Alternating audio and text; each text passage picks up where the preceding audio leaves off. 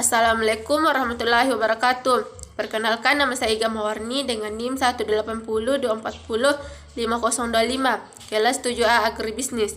Di sini saya akan menyelesaikan tugas UTS dengan menjawab beberapa soal dari mata kuliah Berpikir Sistem oleh dosen pengampun Ibu Marlina Bakri, MPD. Baiklah, untuk soal pertama, apa yang dimaksud dengan pola berpikir sistem? Pola berpikir sistem adalah segala usaha untuk menguraikan dan merumuskan sesuatu dalam hubungan yang teratur dan logis sehingga membentuk suatu sistem yang berarti secara utuh. Selanjutnya, pertanyaan nomor 2. Apa yang dimaksud dengan berpikir adalah mental?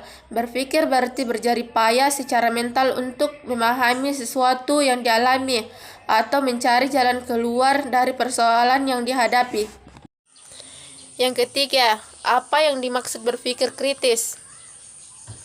Berpikir kritis adalah proses terorganisasi yang melibatkan proses mental yang menyangkut di dalamnya pemecahan masalah, pengambilan keputusan, analisis, dan aktivitas inquiry ilmiah.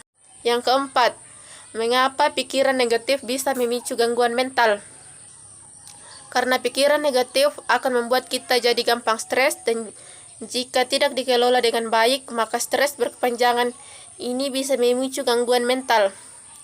Sebuah penelitian mengungkapkan bahwa semakin banyak tekanan emosi negatif yang dirasakan, maka semakin besar pula resiko depresi yang dapat terjadi. Yang kelima, apakah faktor lingkungan dapat mempengaruhi kesehatan mental? Lingkungan merupakan salah satu faktor penting bagi kesehatan mental seseorang.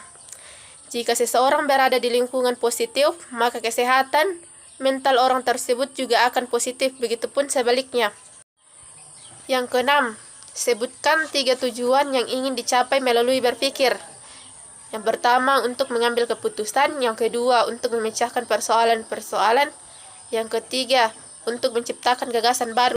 Yang ketujuh, mengapa berpikir positif dapat membuat mental menjadi sehat. Pola pikir dapat mempengaruhi tingkat kesehatan seseorang. Orang yang berpikir positif cenderung lebih sehat karena mampu menghadapi stres yang dimilikinya dengan baik. Mereka juga cenderung lebih mudah menjalani gaya hidup sehat sehingga tidak rentan terserang penyakit. Yang kedelapan, sebutkan faktor-faktor yang dapat membentuk pola pikir. Yang pertama, orang tua. Yang kedua, keluarga. Yang ketiga, masyarakat. Yang keempat, sekolah. Yang kelima, media sosial. Yang keenam, diri sendiri. 9. Bagaimana seharusnya mengolah pola pikir kita sehingga tidak menyebabkan depresi yang dapat mengganggu kesehatan mental kita? Yang pertama, berlatih memerangi setiap pikiran negatif yang datang dengan menggunakan logika. Dengan demikian, kita bisa mengembangkan kemampuan toleransi dan mengatasi masalah dengan perilaku yang lebih positif dan sehat. Yang kedua, menjaga kontak sosial adalah salah satu cara untuk memerangi rasa terisolasi yang menjadi pemicu depresi. Kita bisa memperbanyak komunikasi dengan keluarga maupun teman atau kerabat dekat yang kita percaya, agar kita tidak merasa sendiri, kosong, atau tidak berarti. Selanjutnya, soal terakhir. Mengapa berpikir dikatakan aktivitas mental? Berpikir adalah proses yang melibatkan aktivitas mental karena adanya suatu persoalan yang sedang dipikirkan dan ingin dicari penyelesaiannya, dan hasilnya dapat berupa ide, gagasan, maupun keputusan.